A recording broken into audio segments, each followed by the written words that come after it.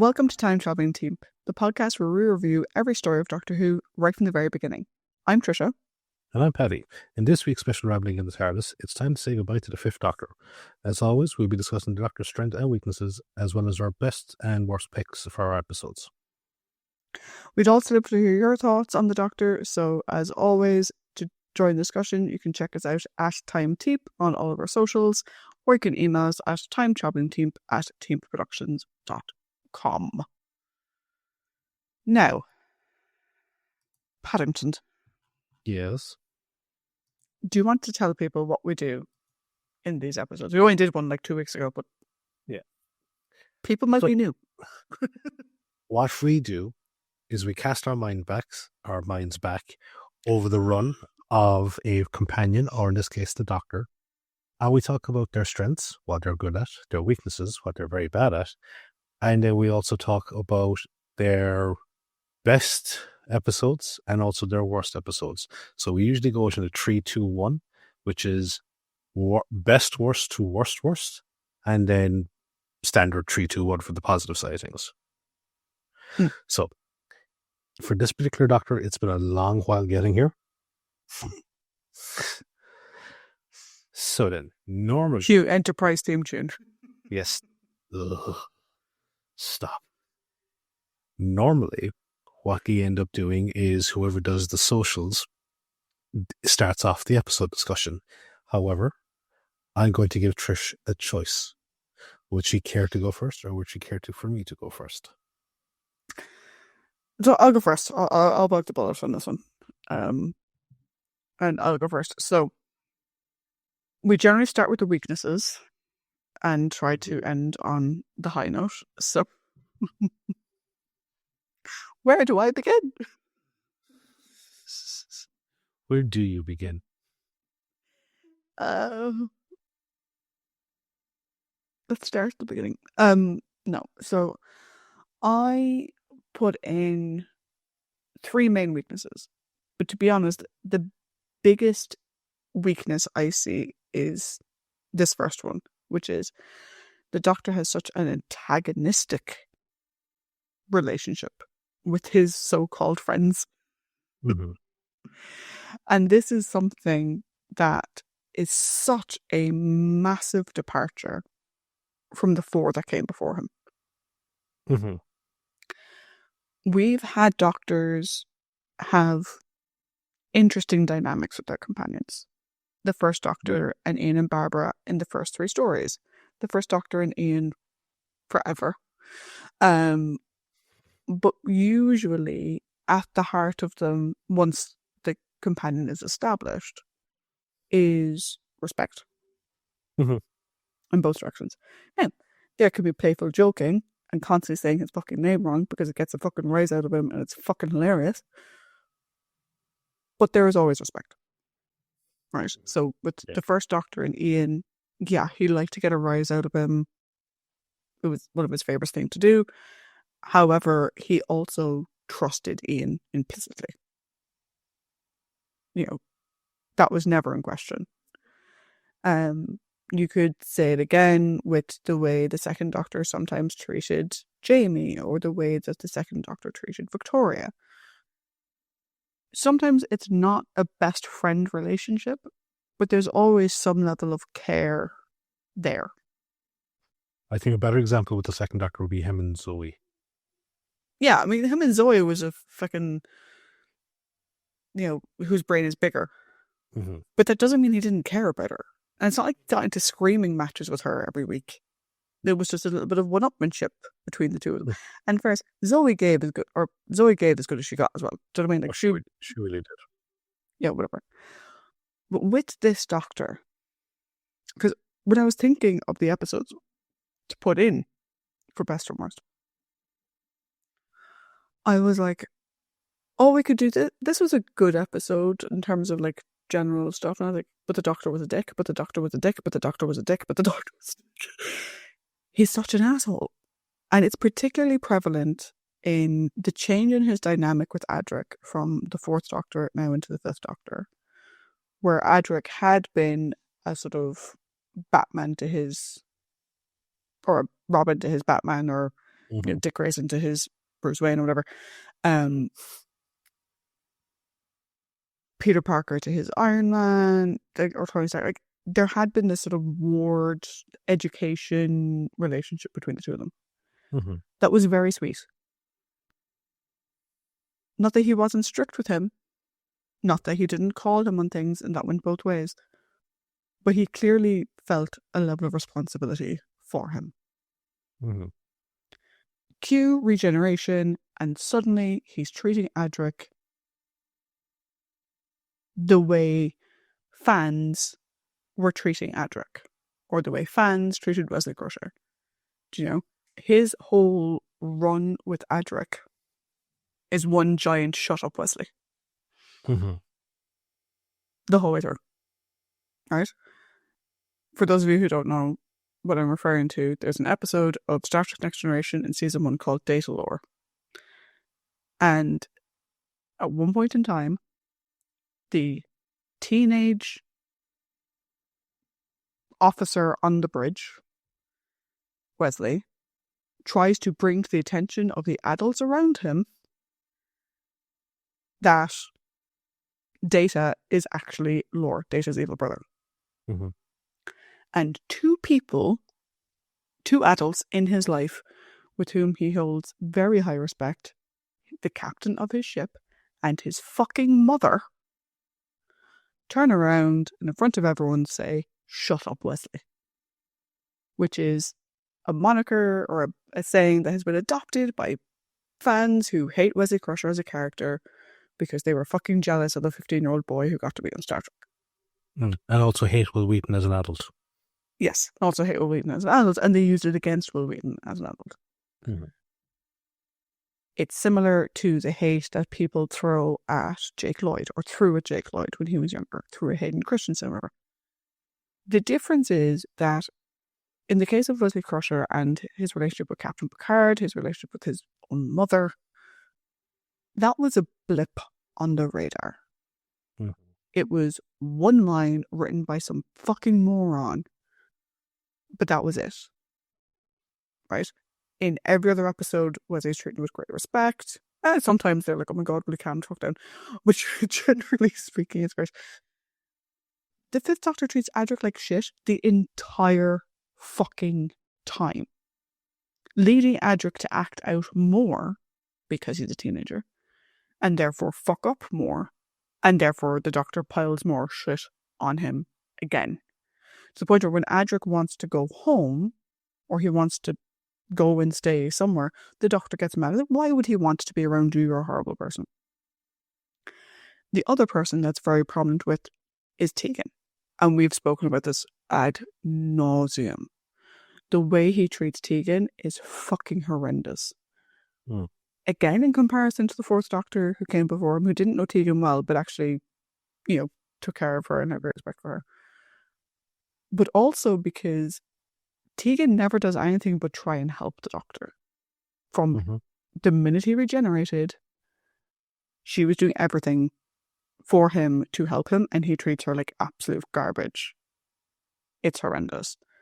And for me, that's one of the main reasons why I failed to connect with this Doctor. It's like, the only good dynamic he really had was with Nyssa, and I'll talk about that a little bit later on. So weakness number 1. I don't know why anyone would travel with you. Because you're a prick. Weakness number 2, for me, is, and at this point we're going into the more sort of personal things of what makes a good Doctor for you as an individual, and who do you connect to when you're watching on screen.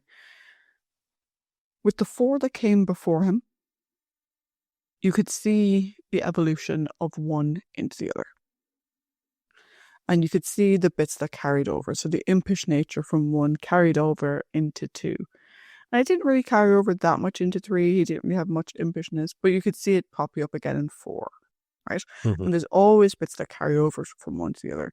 There's a gravitas to them, right? They all have such amazing speeches that they give at some point in time, right? The "Do I have the right" speech is always the one that comes to mind, but pretty much all of them have had their "Do I have the right" moment. And the Fifth Doctor just doesn't. And that's not Peter's fault, right? Mm-hmm. But it's kind of like having, the most amazing meal ever. Mm-hmm. And then, so you have a nice soup. You have a nice starter. Maybe there's bits in the starter you don't eat, you eat around it. Nice starter. Good main course. Again, maybe there's like veg you don't like, but you pick around it. Good main course. Lovely dessert. And then, instead of an after dinner mint, they give you a half decayed mint leaf instead. Right? Or it's like the best sandwich ever. Like, First Doctor, amazing sandwich. Piece of fucking bread. It's like, what the hell? Actually, do you know what it is? Instead of getting a nice after dinner mint, you got a communion wafer. Oh, God. That's what it's like if we're using food as an analogy for some reason. Don't question the madness. This is a rambling. I'm allowed to say whatever I want, right? So, he just doesn't feel like the Doctor. The science stuff never has the same gravitas. He doesn't get good Doctor speech, and he's just so white. Not so white, but I'm trying to think of a phrase. Oh, he is so beige. Give the man some fucking colour. It's insane. And the thing about that is, and it leads into the last weakness that I listed here, is that that's not Peter's fault. No. I don't think Peter was the best cast for this, to be perfectly honest. And we're going to compare some young doctors further down the line, who, I'll say right now, I think at least carried the role a lot better than Peter has. But the writing he was given was also fucking horrendous. There's only so much you can do when you're given crap on a piece of paper. And when you're given such inconsistent stories and such inconsistent characterization. And we talked about it way back when. In Castrovalva, obviously the Fifth Doctor isn't awake for most of us. But in Castrovalva, there is a good dynamic between the Doctor and all of the other characters. They're kind of joking, they're getting on quite well, whatever. Because they were filmed out of order. That was the actors feeling comfortable with each other. That wasn't inherent in the writing. And then by the time we got back onto things being filmed in order, the writing becomes apparent that there's nothing there. And there's only so much that Peter can do in a performance if you don't give him something good to work with. So, for me, a very long preamble, but the writing is weak. The Doctor in general just doesn't have the same gravitas and charm as his predecessors. And oh my god, I don't know why anyone is friends with you. At all. How about you, Paddy? What were your weaknesses?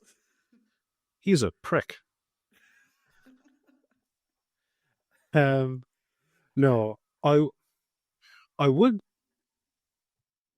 in the gentlest and nicest way possible, contest the last point you made there, which is, I don't know if it's 100% fair to say that Peter was the wrong fit for the role when he was given shit quality that didn't actually showcase his ability to pull off the role on a consistent basis.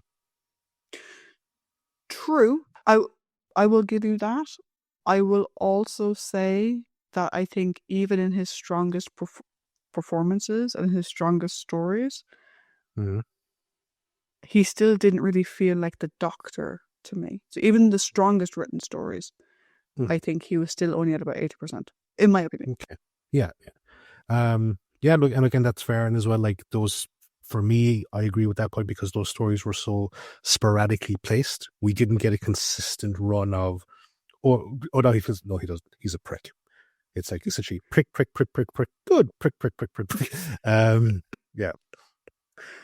No, so weaknesses for the Fifth Doctor, and I think I'm going to echo some of the points that you made here, which is his companions do not feel like friends, which is something that we have talked about, like, again, to echo your points, that the preceding four Doctors had varying degrees of relationships with the companions.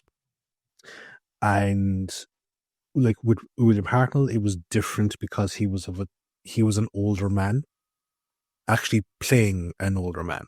So like, you had his granddaughter, and then you had the two stowaways that were the people that he kidnapped and ended up becoming really fond of them. There was Victoria, where he became like a sort of a familial figure.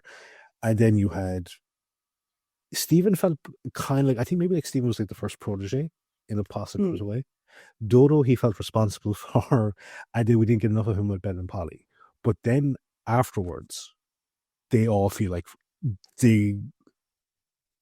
Ben, Polly, and two, along with Jamie and Victoria and Zoe.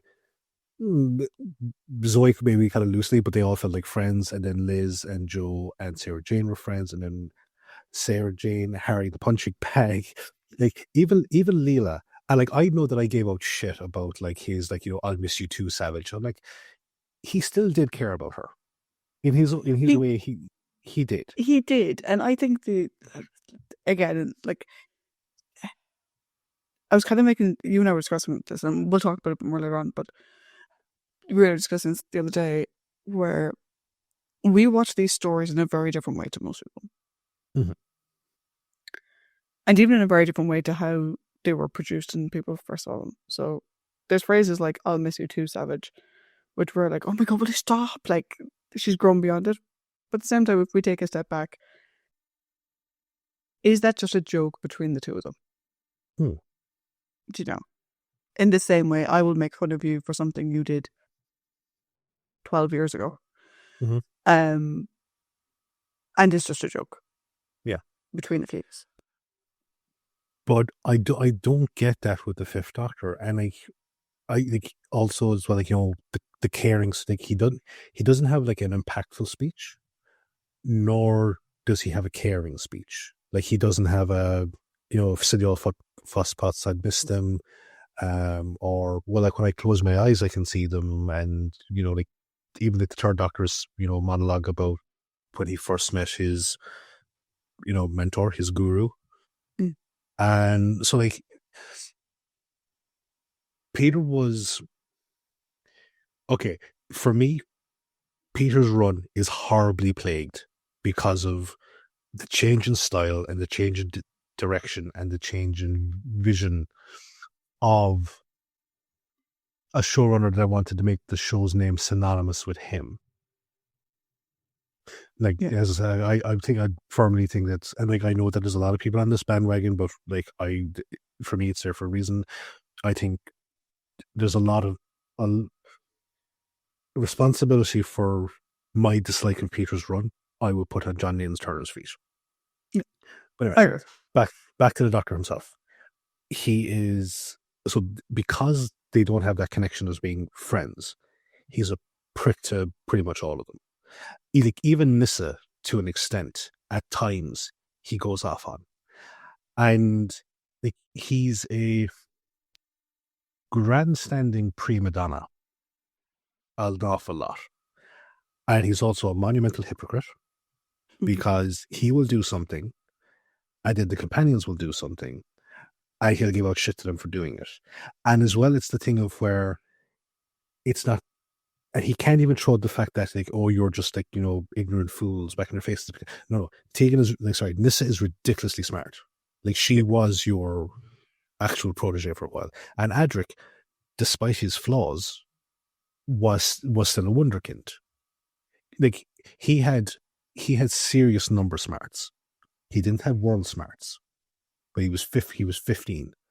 And he may have gotten those world smarts with the Fort, but because of whatever ego trip, but also, like I had said at the time, like, that Adric's whole thing was now that the Doctor is more visually younger.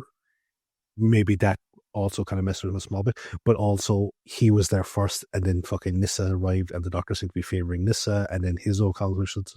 But that was Adric. But the Doctor has traveled enough and been with enough people. He can't make the excuse of, oh, I'll never understand these emotions. You have been traveling with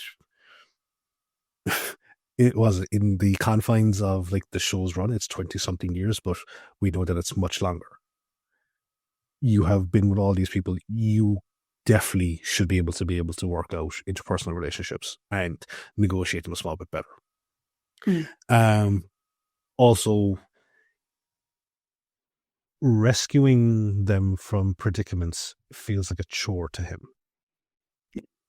It's always just like, oh, for fuck's sake, as opposed to like I think like the one time, or like the time that's only most visibly in my head that he was like so keen to fucking save someone was Perry. Yep. Yeah, so it's very hard to like him because he is an egotistical prima donna prick a lot of the time. Yeah. And like the worst thing is, and as I said, like and he's not that way by design. Like he's not, because the way that they try to portray him is as that, you know, he's a slightly younger, but he's wise beyond his years, and he's the Doctor, and it's all this kind of stuff, and he's just being the Doctor. It's like, no, like that's not the design. Like that's not the way if that's what the intention is, it is a very, very bad execution. Yeah. Because if it's by design, can get a bit more truck with it, because of the conversation that we had recently in relation to Captain Sisko from DS9. Like he's like he is a prick, but he acknowledges the fact that he is a prick.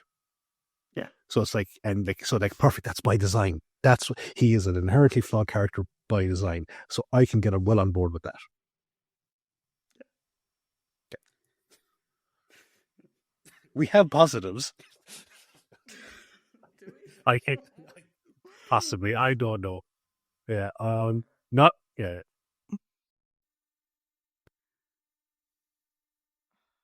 Okay. On to the strengths of the character. I said this to Paddy, was it yesterday or today in work? And I'll say it now. This is the one rambling I think I've struggled with more than any other. Because, and part of it is a timing thing. All right, me and Paddy were just saying that, like, we have been on the Fifth Doctor for so long because of a variety of personal issues in 2024 and what have you. We've been doing the Fifth Doctor since October of 2023. And his season, like, he didn't have that many stories. He had like 21, I think, or 22. But we've been on him for ages. So I have a brain like a sieve. I don't have a perfect memory. But because so much of that time he was a prick, I really struggled to find definitive strengths for his character. So the other day, I went to ChatGPT to see what strengths ChatGPT would give me for him. And I would like to point out that ChatGPT is an AI model. Therefore, it only knows what it's been told and the data it's been trained on, right? And so I pulled up this list of strengths and I didn't really agree with any of them. But they gave me enough of an insight that I can say one somewhat definitively and one that's kind of a cop-out. So I'll do the kind of a cop-out one first, which is that I do like the Doctor's relationship with some of his companions, particularly two. And one of these is the reason why this is a cop-out. The first is Nissa. I agree with you. He doesn't always treat Nissa amazingly well. However, he has such an inherent trust in her that in the darkness of everything else was always really nice to see. anytime it was him just trusting her or handing off to her, or that you could see the fact that he really respected her opinion, particularly in comparison to the others, that was nice. That was a dynamic that, again, I kind of wish we'd gotten more stories of the two of them just traveling on their own. Mm-hmm. You know, possibility here, right? Totally not what it is, but like an in-universe possibility is that the Doctor struggles to deal with a large number of people. Mm-hmm. He does not have the mental capacity, the social battery to deal with 3 other people in his living space at the same time. He can deal with 1. And for the beginning of the run, that 1 was Nissa. Mm-hmm. And I don't know if that's because he specifically saved her from tracking to bring her forward, whatever. I quite like his dynamic with Nissa about 80% of the time. Mm-hmm. The other one, and the reason why this goes into the very much partial territory, is Perry. And the reason why this is very much partial is because it's Perry in the Caves of Androsani specifically. Mm-hmm. Because you and I talked about it last week. Those scenes where he's going down to the Queen Bat or whatever, and all he's saying is, I have to get back to Perry. It's actually from the moment that he turns the ship around. Mm-hmm. And he's like, I have to get back to Perry, I have to save Perry, I have to save Perry. I'm like, cool. Where the fuck was he all these other times? But it is there and we can't pretend it wasn't. Mm-hmm. Just because 90% of the time, the guy was a perk. The other one is, it's kind of a weakness and a strength in a way. This Doctor is much more passive for the most part than previous Doctors have been, in the sense that he doesn't have as much bluster to him. Like, the way he presents himself is quite passive. But he does tend to veer more towards the diplomatic than the militaristic. Mm-hmm. Do you know? He tries to use his words more. He's not tricksy like the first Doctor was. Mm-hmm. He's not super science gadget man like the third Doctor was, and he's not moral high ground like the fourth Doctor was. And I think like, even 2 was a bit, well, actually 2 was, I will unleash Jamie. So he didn't have that either. He didn't have a Jamie. They're all skinny fuckers in his run. Yeah. I'll unleash Turlo. Oh no, wait, Turlo ran away. Yeah. Never went. So he did try to go with diplomacy first and foremost. Not tricking people, not trying to science his way out of it. Which is good. It's good to see someone trying to talk, just naturally talk and whatever, and talk about it. Was he the best at it? No. No, he wasn't.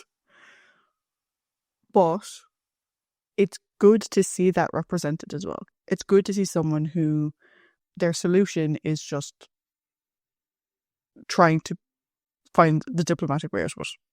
Mm-hmm. Do you know? I would have liked a cool speech. Do you know? Mm-hmm. Again, not a do I have the right, but like a What's it for? oh yeah, like I fucking love that. Like, he needs some of that. So you may have noticed that I'm waffling to shit because the highlight of your relationship with Douglas Adams. What's for? It really is. Yeah. Yeah, I think I'll pass over to you if you had any actual strengths as opposed to the 2 half-ass ones I made up. You see, I'm too distracted now because I just have this in my head of like Loki talking to the second Doctor going, I have an army. I have a McCrimmon. The fourth Doctor being like, I have a hat. Where the fuck did he go? Sullivan. It's okay though. I have a Leela as a backup. Hey, the swords, motherfucker.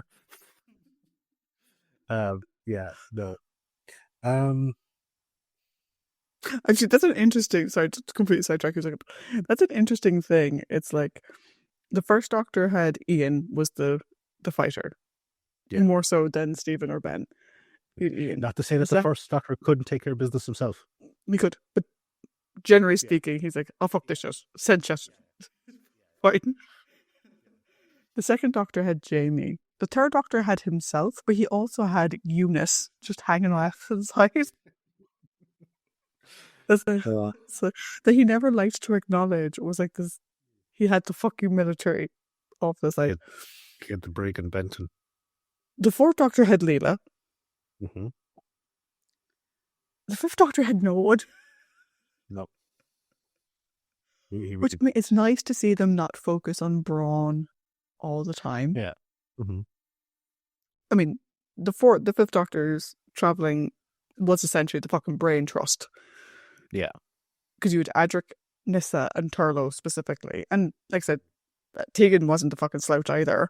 Do you know what I mean? But in terms of advanced knowledge, do you know what I mean? He was traveling with brain trust. We just need to have the episode centered around something to do with Australia, and Tegan's the one in charge. Or play. Yes. But yeah, sorry. Distracted me again because they released the trailer for the season 7 Blu-ray box set, and there's a special about the brig and or Nick Courtney, and they use one of my favorite scenes from that season, which is the fight in the warehouse where the brig is just like fucking man of action, and I'm like, God, that scene is so good. From Ambassadors of Death. But anyway, I also like the Doctor's relationship with Nissa, to the extent of I wish it had just been him and Nissa, because it is a very fine art to do a more than two-person TARDIS. It's a very fine art, and the writers from this era fucked it royal. They really did. They tried. They tried with Fort of Doomsday, but that went off the rails really badly. But his relationship with Nissa was great because, like, it had reminiscences of like the Doctor and Vicky, the Doctor and Zoe, in the sense of she has no one left, and I'm partly responsible. I'll take her on. Also, she's incredibly fucking smart, and I can science sibs with her, which is great. There's so much I can teach her. And we got that in fucking Arc of Infinity. And then unfortunately for the Doctor, Tegan had to fucking come back into the picture after he fucking abandoned her. But anyway, look, I'm doing this mostly for banter. There is very few for me personal strengths for this Doctor. He has, as you say, the passive, softer approach. But there's no meat to this Doctor at all. He gets on better with story-based companions or prominent characters than he does with the people that travel with him all the fucking day. He has... The science bits can be fun at times, but it's like... And I listened back to my thoughts on... or my comments on one story that has made this list. And it was very emblematic that, like, outside of... I would say, honestly, outside of my best performances, those are the only stories in this run that I will sit through. I know that I have said, like, you know, if it was on, I wouldn't turn it off. If it's on, if I get the urge, I will watch scenes, but I'm not going to sit down and suddenly watch consistently. I don't have strengths for this Doctor. I really don't. Bar the potential he had with Nissa. And, like, fuck it. Like, they had potential with Adric and Nissa. In the hands of better writers, it could have worked. It could have worked. Unfortunately, it didn't. And that's about as far as I can go with it. Cool. Shall we go on to the episodes themselves? Fuck me. Yeah. Yeah. Okay. So, the worst episodes. So again, Paddy and I discussed this a bit at lunch today. And the vast majority of the stories with this doctor are mid. Mm. So I was trying to do a 3-2-1. And to be honest, I really struggled. Because either it was just a lot of the same over and over again. So like, how do you pick between the King's Demons and Black Orchid or this and that? Like, how do you pick between them when they're all equally meh? So I actually only picked 2. But the Black Orchid has Simerson. I know it does. And we love Simerson in his own unique way. Yeah. But he's not the full doctor, therefore it doesn't do anything. Yeah. So I picked 2. One largely based on the fact that I think it's a good identifier of why this doctor is weaker as the doctor compared to the other ones. And one that for me showcases why I don't think this man should have friends. Mm-hmm. Okay. They can go in any order. I don't particularly care. But for the sake of discussion, the second worst is Warriors of the Deep. And the worst is Enlightenment. Okay. How about you? What did you have? So I have 3. My 3 are Time Flight. And this one was difficult because I was a toss-up as to which one should go first. But in second place is The Modern Undead. And number 1 is Enlightenment. Okay. Now, here's what I propose. Okay. You do your 2. I'll do Warriors. I'll give my thoughts on Enlightenment. You give your thoughts on Enlightenment. I feel kind of bad. I feel kind of bad about bringing up Enlightenment because Barbara Clegg, the woman that wrote it, passed away 2 weeks ago. But that's neither here nor there. Nope. So I go first, and then you do your other 2. Yeah. I'll do Warriors. Then I'll give my thoughts on Enlightenment, and you give your thoughts on Enlightenment. Okay, cool. So, Time Flight. This is the story where he turns on Nyssa. Because he believes that Nyssa does something to the TARDIS console, and he rounds on her for it. But when Stapley, story-based companion, human, regular pilot, says, "Oh no, that was me, I was trying to be very clever," he's like, "Oh, well, at least you tried." Doesn't apologize. And then he spends the majority of it, like the second week, like, "Oh my God, I was tricked. I was tricked by the master. I was tricked by whoever." I was like, "Oh, I feel so bad. I was like, I hate doing this, but like, for the love of God, man, would you just fucking sack up?"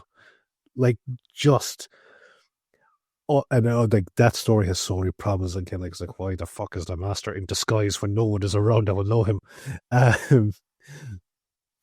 But yeah, it's a bad representation of the Doctor because he is just petty and he is so childish. And it is not engaging. And then there's the fact that he abandons Tegan completely. Just, it's like not a sort of life and death situation. It's like, oh shit, it's the cops, quick, into the thing, let's just fucking take off. Yeah. Didn't even give her the courtesy of an actual fucking goodbye. And I know she comes back and fucking Stockholm Syndrome victim that Tegan was, she gets back up in fucking TARDIS with some.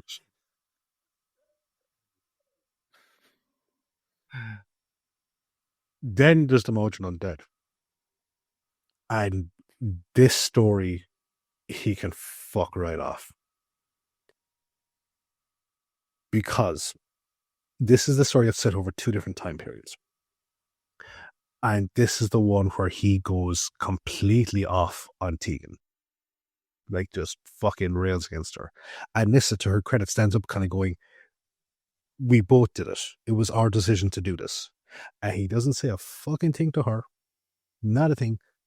He just, and like, you would think that he would turn around kind of going, oh, well, you're the smart one, you should know better if he's going to be that fucking angry about things. Nope. Completely fucking turns on her. On Tegan, just fucking, and it's very begrudgingly, it was, okay, fine.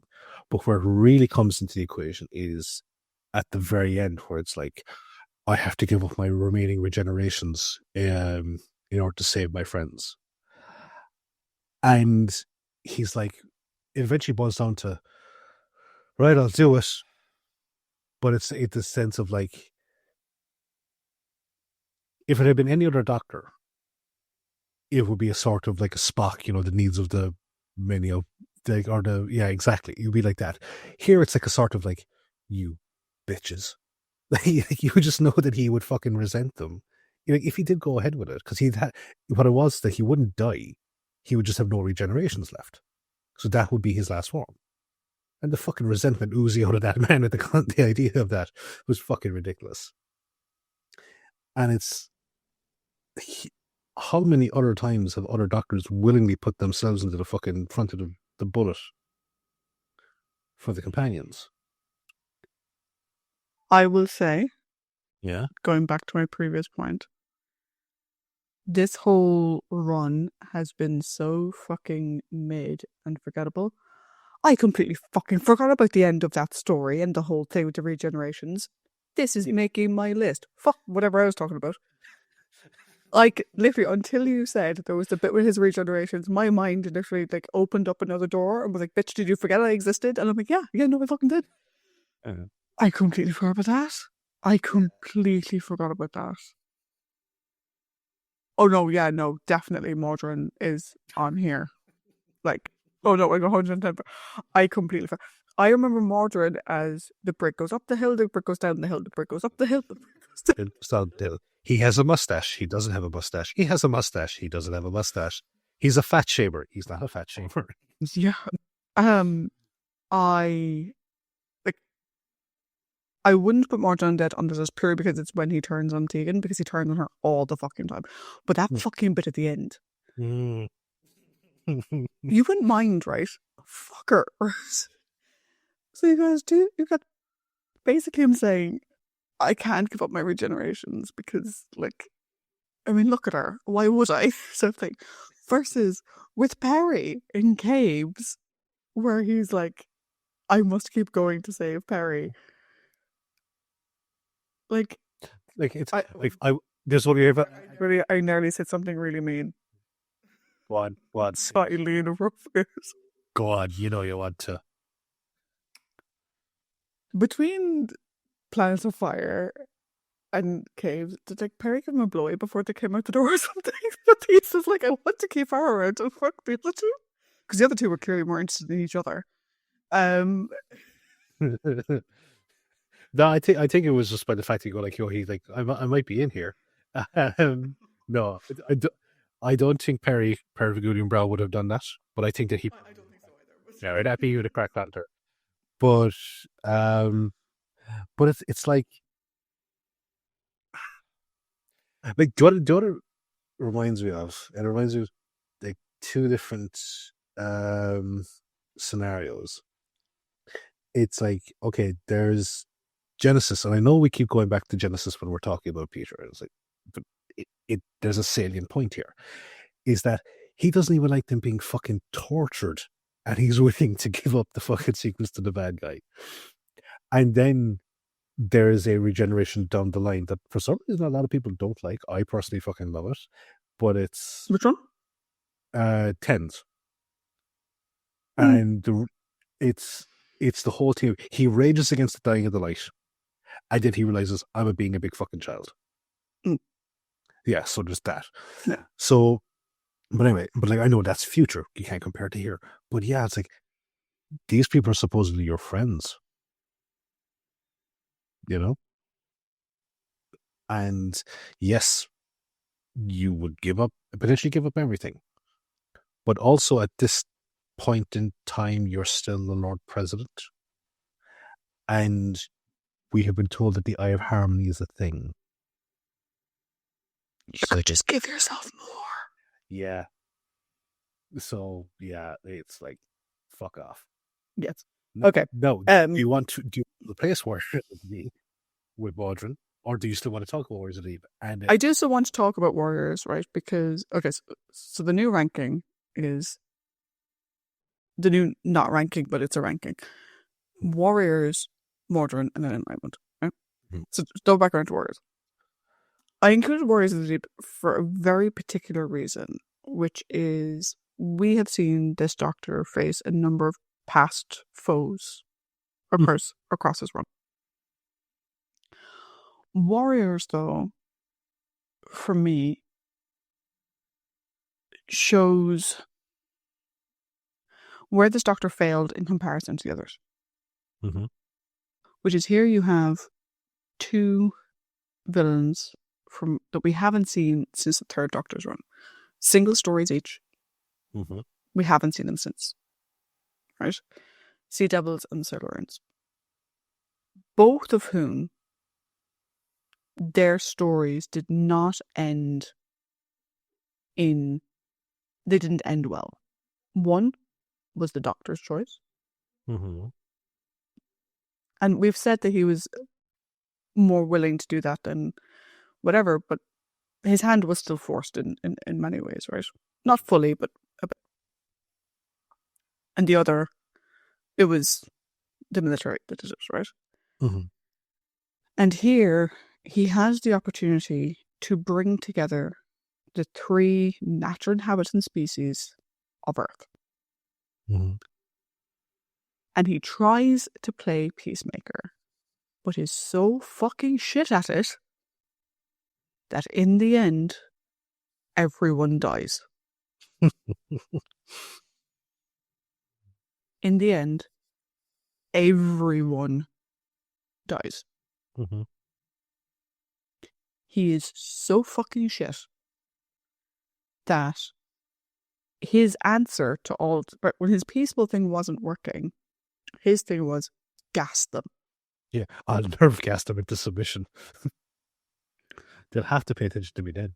And because he didn't have the brain trust of Nyssa and Adric with him, he somehow didn't think that air travels faster than people.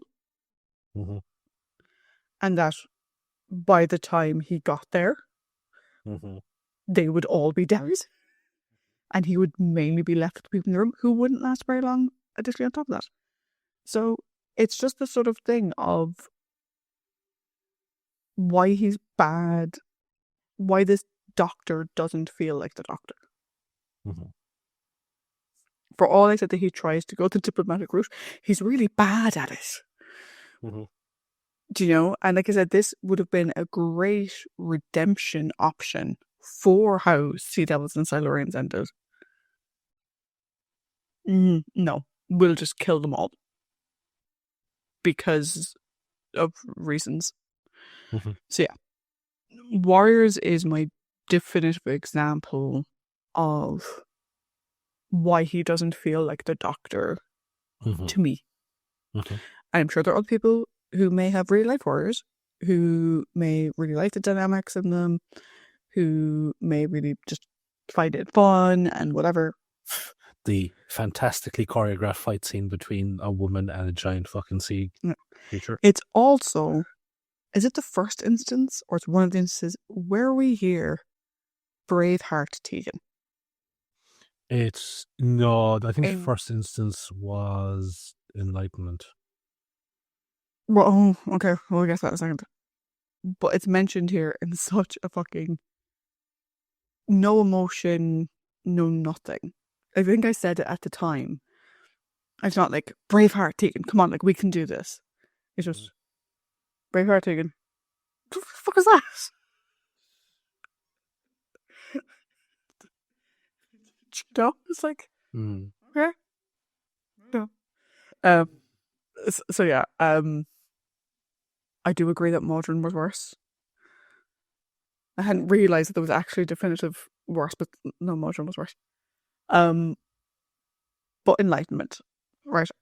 I had chosen Enlightenment as this Doctor's worst story the minute we watched it. And I'm sure people who listened to our Tegan rambling aren't going to be confused as to why. The way he abandoned and ignored a person, and for a second I'm going to get a little bit soapboxy, a woman under his protection. Fuck right off, you asshole. Here's a general hint to anyone listening. If you have someone in your life who you have any sort of responsibility for, or who you care about in any particular way, and they come to you and say, this person, be they older or younger, male or female, makes me uncomfortable, listen to them. And do not fucking hand wave them and say, you'll be fine, go with them. No. 100% no. I don't care if you're a parent and your child comes to you saying, the neighbour next door makes me feel uncomfortable. I don't care if you're out in a club and a random fucking stranger comes up to you and says, will you pretend to be my friend because those people won't leave me alone. I don't care what the situation is. The way he treated her in that story is fucking abysmal. And what's even worse is that he didn't even have enough cop on to realise what he was doing. He didn't struggle with it. It's not like he was sort of internally being like, I'm putting Tegan in this terrible situation, but she's the only one who can get through to him. And I know this is horrible, but the greater good. Do you know what I mean? Mm-hmm. No. From the very off, he leaves her in the TARDIS when she's clearly fucking scared and doesn't want to be left alone. He fucking leaves her there anyway. And then for the rest of the story, when she has said that this fucker makes her uncomfortable, he could not care less. Mm-hmm. And I'm like, do you know what? Go die in a fucking fire. No. End of. And like I said, people can come at me and say like, oh, you're being all very like DEI, blah, blah, blah. No. Right? This story was released in 1983. It's currently 2025. He's been 42 fucking years. And this issue of men being fucking creepy with people, and again, not just men being creepy with women, but just in this particular example, and not understanding the meaning of no, and being fucking creepy little fucking incels, and being, if not encouraged, at least not deterred either by the other men in people's lives, is fucking ridiculous.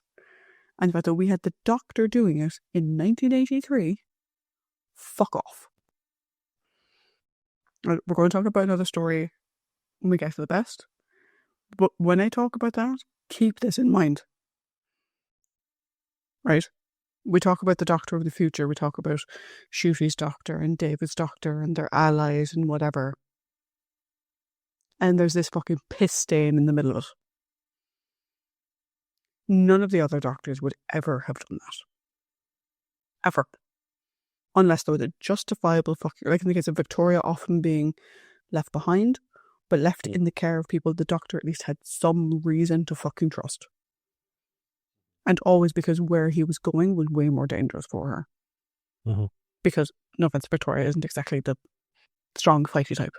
Right? Yeah. It is what it is. But yeah. That's why Enlightenment was my least favourite. Mm-hmm. How about you? I always find the discussion around Enlightenment very interesting. And now it's sort of like a stick to, thank you for lack of a better word, like the fucking poker prod you with. It's like, I remember at the time you actually gave that a decent enough rating. But every time we've discussed it since, like, we don't retroactively change our ratings on the show. Don't.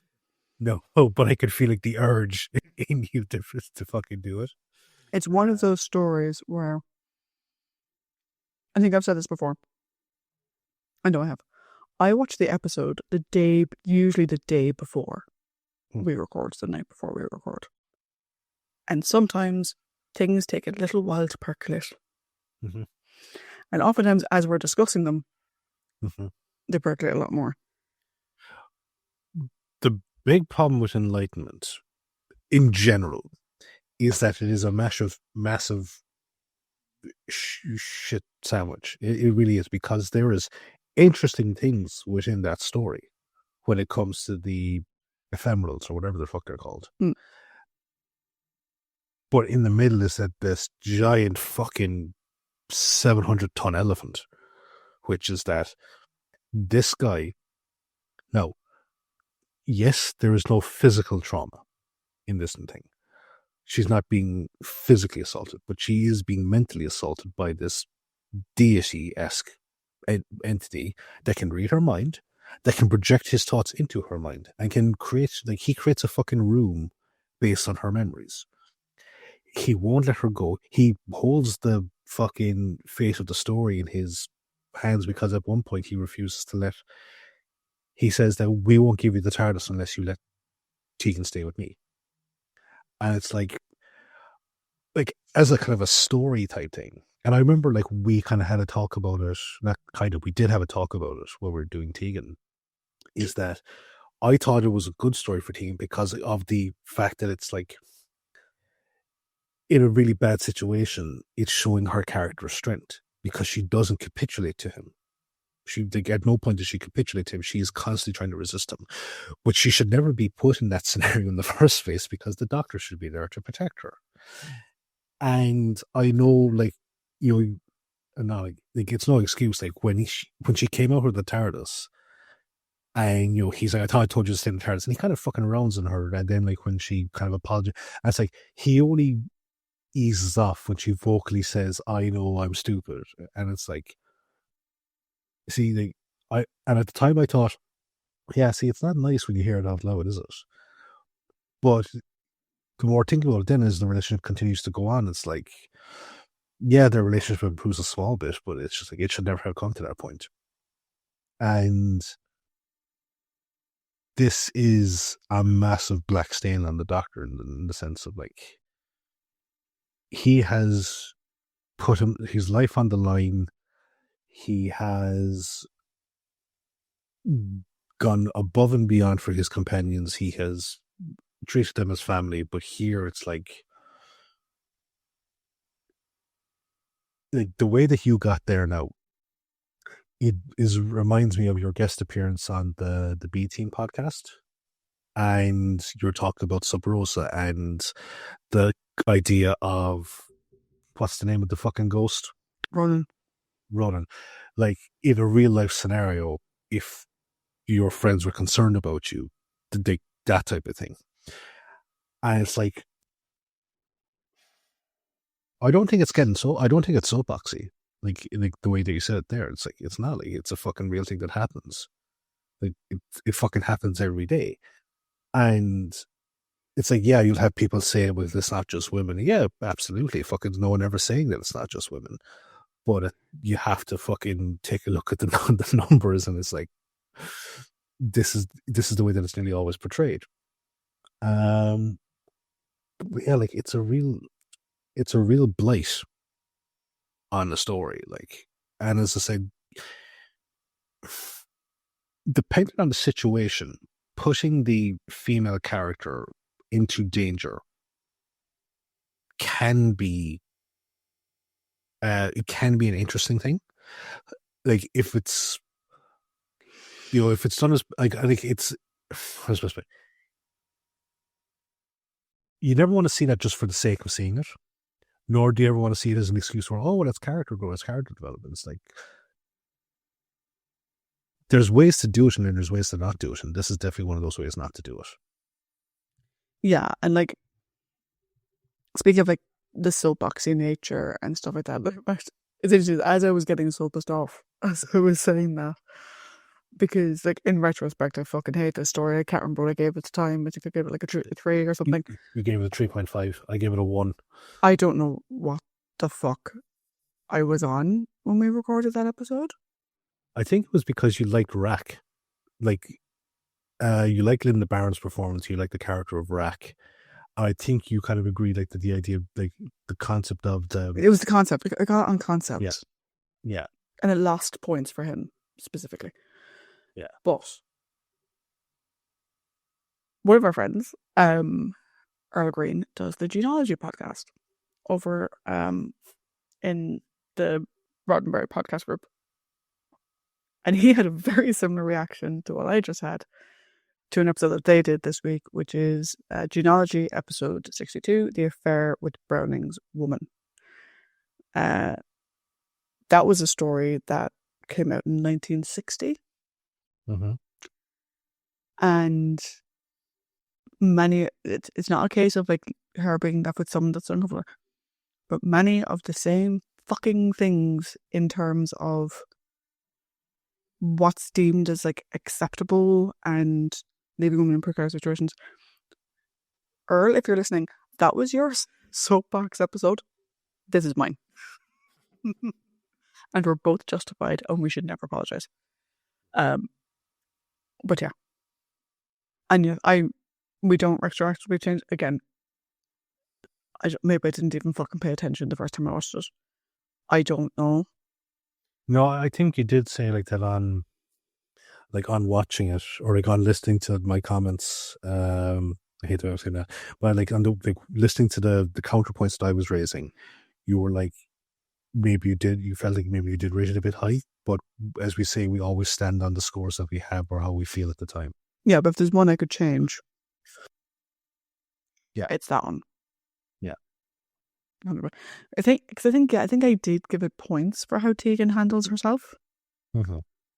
But to your point, she never should have had to handle herself that way. Yeah, exactly. Right. Okay, let's go on to this Doctor's best stories before I travel back in time and stop him from ever being the Doctor. Again, I have 2. I have 2 as well. One of my 2, I think it's still a good one, but it's also one that you and I kind of talked about in terms of, is it as good as people say? And that's The Caves of Angelani. Mm-hmm. And the other one is Snake Dance. What do you have? I have Frontios, and I have The Caves of Angelani. Okay. And I had I just remembered that I had a negative point about time flight, but fuck it, the time was moved. We'll go on. Yeah, time flies when you're shitting on someone. So let's do did those go in a particular order, or is it just the top 2? I think I had put Frontios as number 2 and Caves of Angelani as number 1. I think I put them to third. But I'll do Snake Dance, you do Frontiers, and then I'll do Caves and you do Caves. Wait, so is Caves number 1?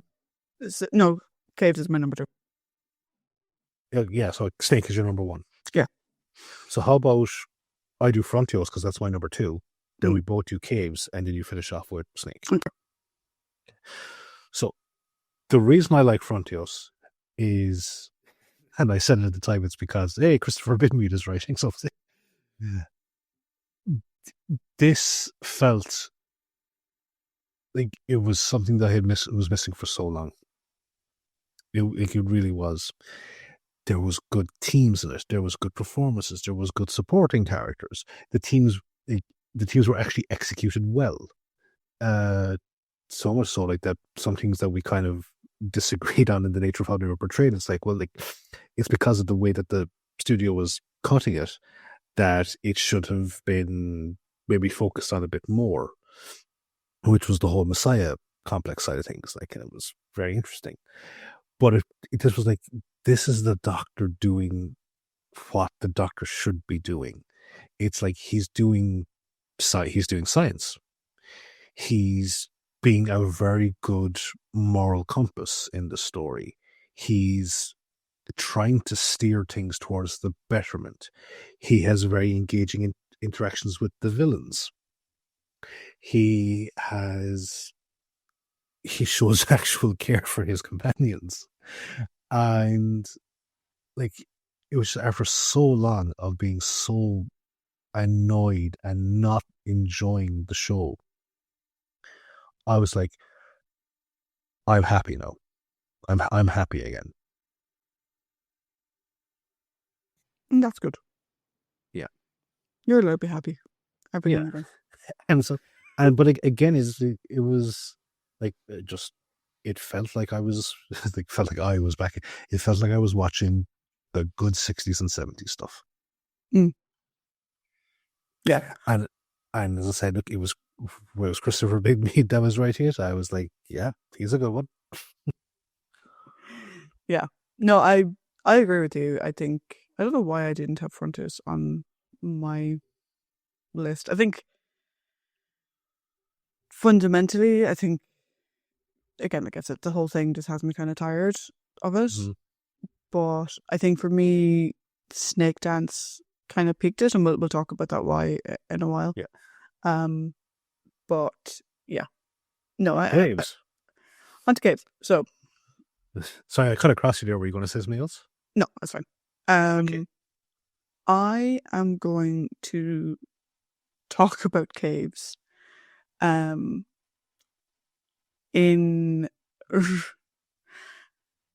okay. Enlightenment discussion we have just had. Mm-hmm. What I'm about to say here does not take away from anything I fucking said there, okay? Mm-hmm.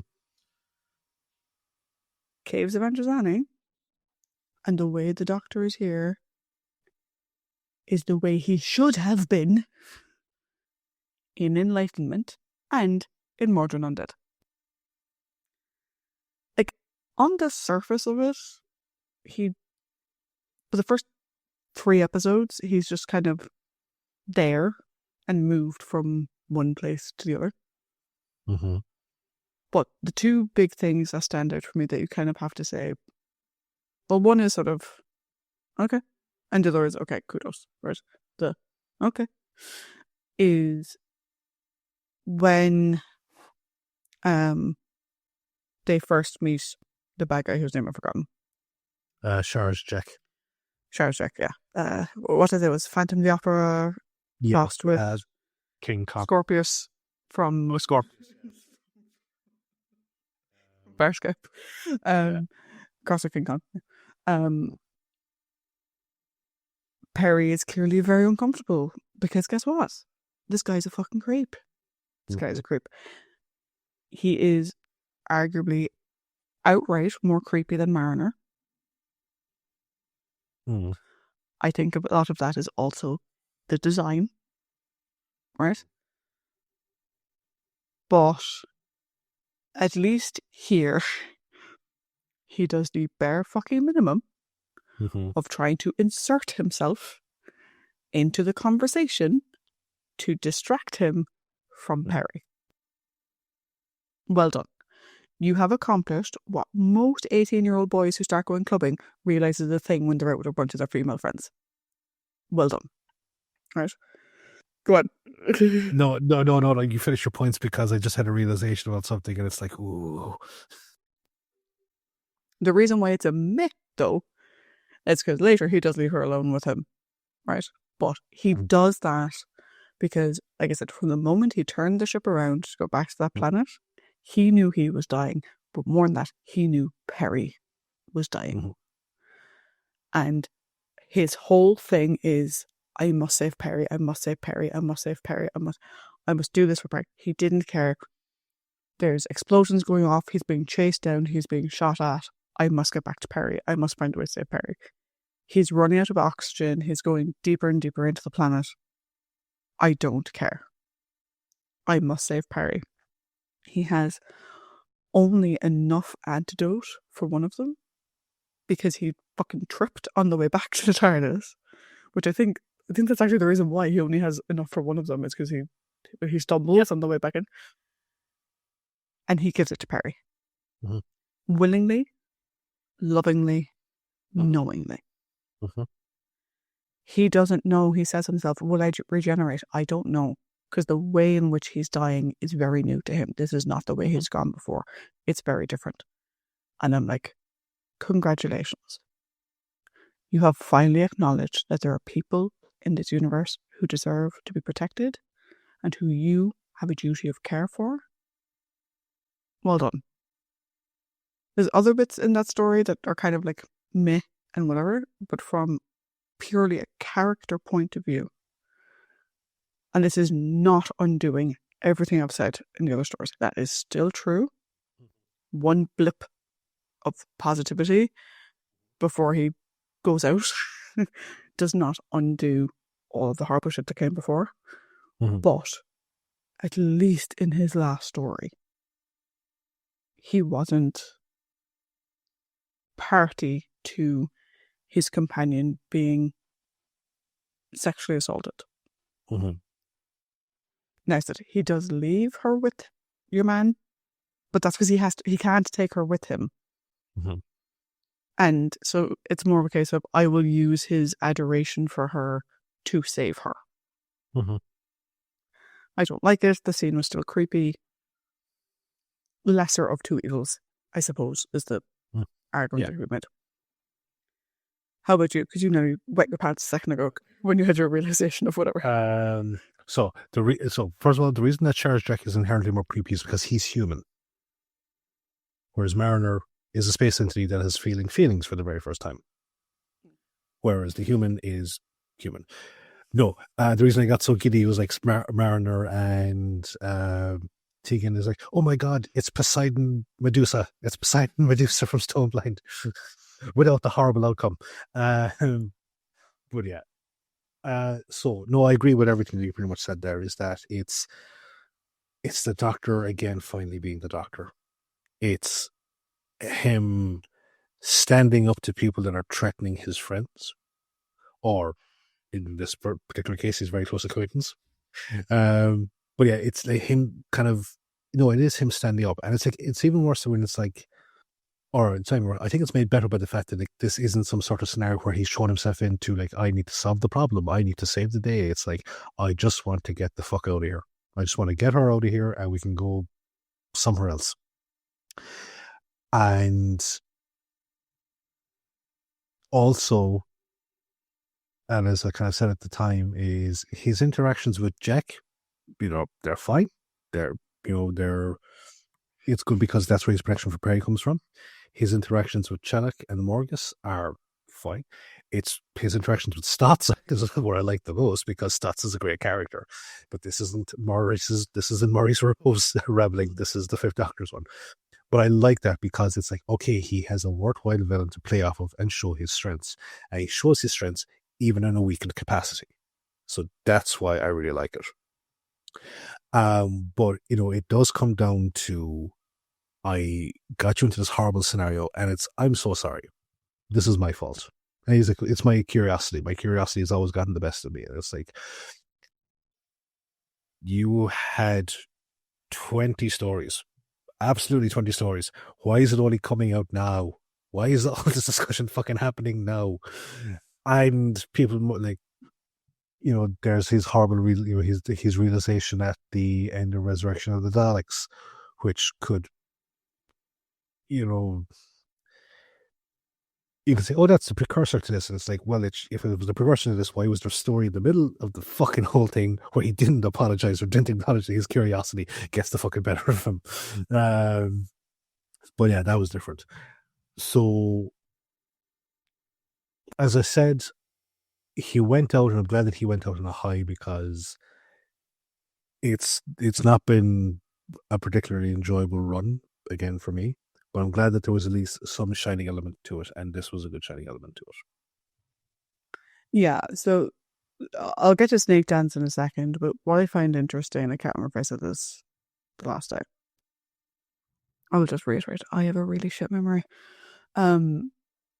It's interesting because there was a story that I was half tempted to put on it. I was like, no, it's a fucking cop-out because he's brilliant, which was Castrovalva.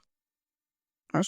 Yeah. I was half tempted to put in there, but it's a bit of a cop-out, right? Mm-hmm. If you looked at the first story and the last story, and the two other stories we've picked, so Frontios and, well, so if you did Castrovalva, Snake Dance, we'll discuss in a second, Frontios, and Caves of Androzani, he would come across as a really strong character. Mm-hmm. It's just surrounded by either meh or utter tripe. Yep. And the fact that, I mean, I didn't really struggle with Caves because we literally just watched it. Mm-hmm. But Snake Dance I had to have a big think over. Mm-hmm. But the fact that between us, we came up with 3 out of 22 Mm-hmm. is saying a lot. So, why did I pick Snake Dance? And what's funny is that Snake Dance comes right before Mordrin. Yeah. And it's bananas because Snake Dance was, I thought, going to be the turning point of, okay, cool. They have a thing, they're in a rhythm, this is going to go well. Because we see him care for Tegan and what's happening to her. And he tries to build a thing to undo her mind. Now, why he didn't just hypnotize her the way he does other people, I don't know. Maybe the Fifth Doctor isn't as strong in that particular ability. But he actually cares about what's happening to her. He has really good connections with all the story-based people, and we see a bit of Tree shining through.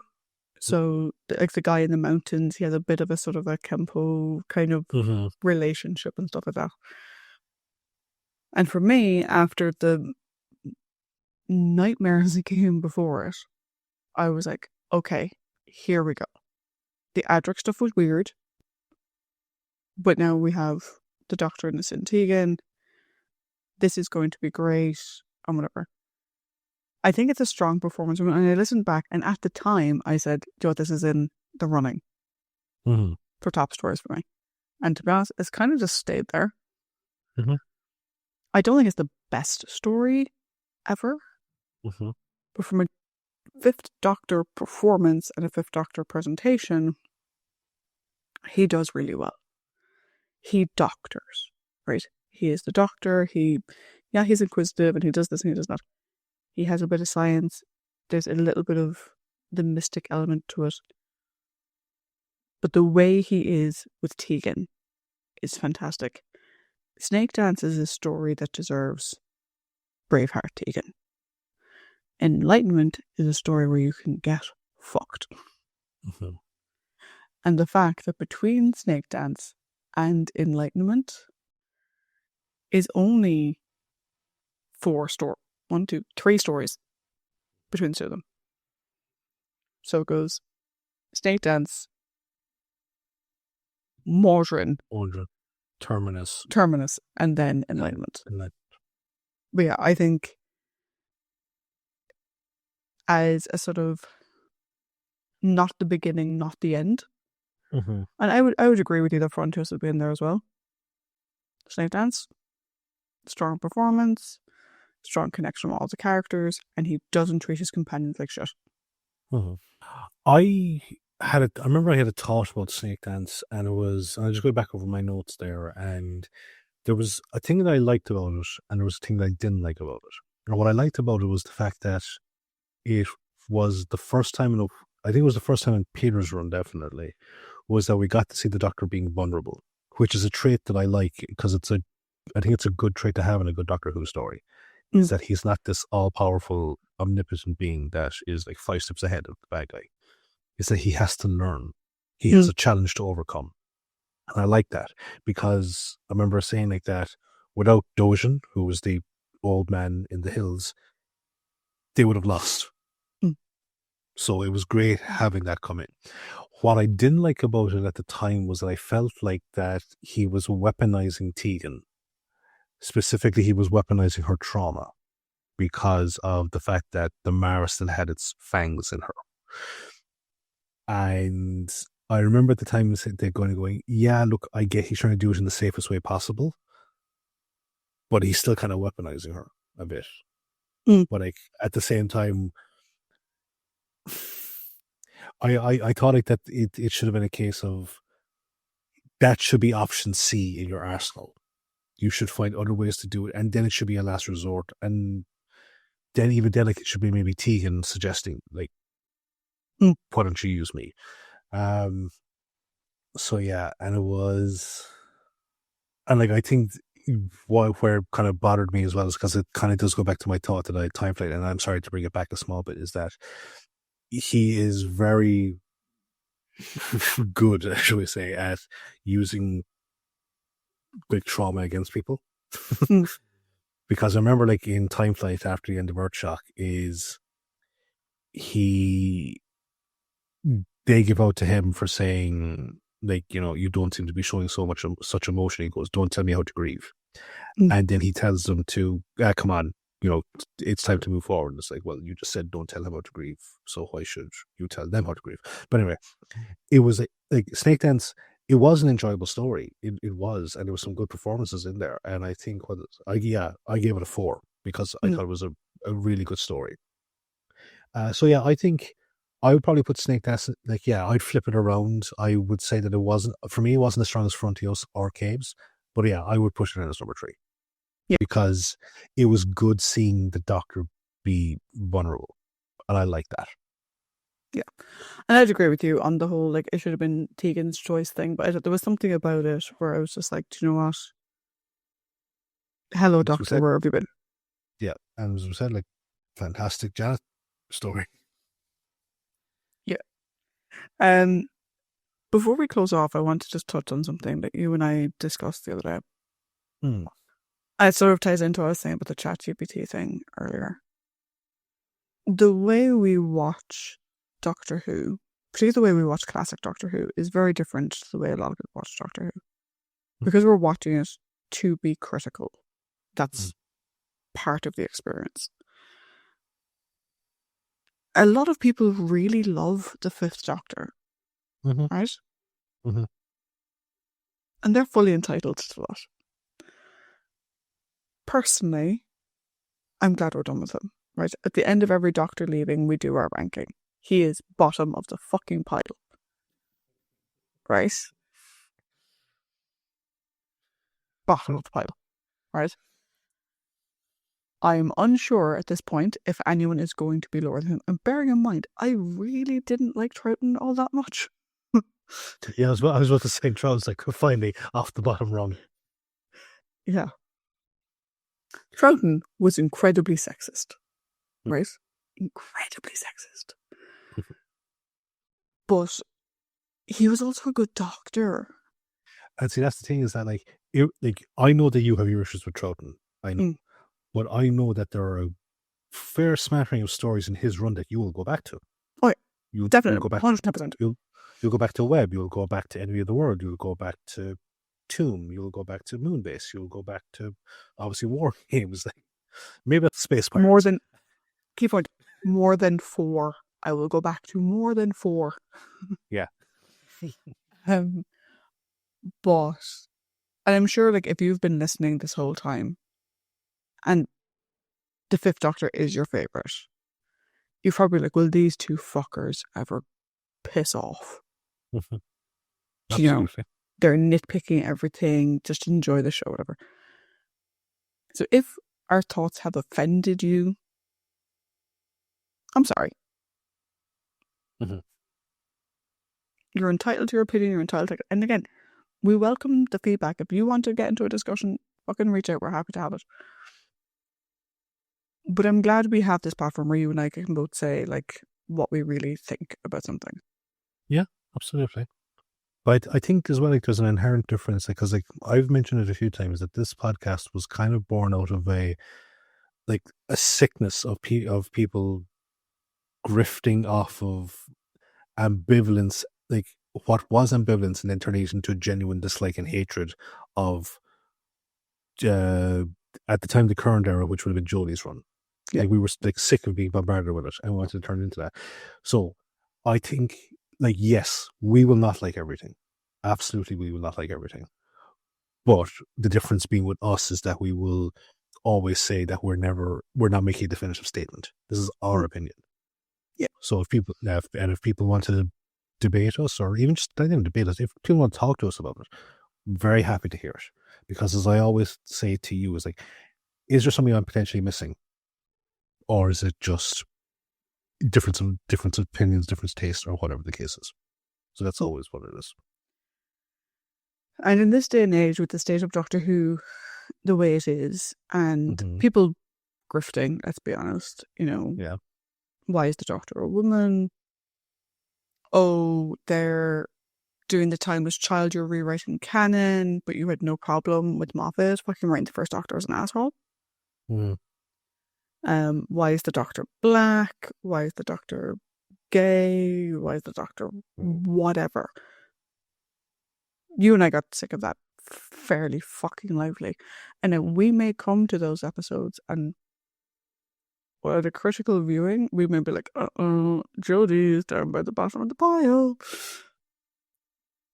And we'll deal with that when we come to it. Yeah. But we have a new Doctor on the horizon. I'm going to be very interested in seeing how we get on with him, because I have seen one scene with him in it. But I have met the man, and the man is lovely. Right? I've met Colin Baker twice, I want to say. Twice. Thank you for remembering my life better than I do. I've met him twice. And both times he was so genuinely lovely. And interestingly enough, he loved Jodie Whittaker as the Doctor. And he is a man that has every conceivable and justifiable right to what go fuck this particular part of my life. Yeah. And no. Yeah, and I'm sure I'll get into the really lovely story of the first time I met him and the little girl who was in front of me in the queue. I'm sure I'll get to that, right? I'm pretty sure I've told it before. But I'm really looking forward to it. Like I said, we've been dealing with the Fifth Doctor for over a year. 2024 wasn't the best year for me either. Like 2023 and 2024 wasn't the best. So having shit Doctor Who to watch wasn't terrible. New year, new Doctor, new stories to watch. Please be good. I'm aware that apparently the next story is shit, but please be after that one. Yeah. But hey, look, think of it this way, right? If you don't like Colin's run, it's relatively shorter, and you know that you like Sylvester. I do like Sylvester, but I want to like Colin because he's so nice. Yes. Yeah. Okay, people, we have rambled on long, and very possible uncouthly. But hey, we did say a really bad word, so that's good. That's true. We didn't. From one of the few people with whom I think we both agree would probably good. But yeah. So also, I would just like to say so, Peter Davison, if you ever do listen to this, which I doubt you will, you were also very nice when I met you. Yes. Yeah. On the same day. You're also very nice. Thank you very much. We don't hate you. Yes. As a person. No. Sorry. We just hate your factor. Yeah. Oh. So guys, that is it for now. Join us again in 2 weeks when we come at you with the first story of the Six Doctors era, with the Twin Dilemma. Bye. Bye.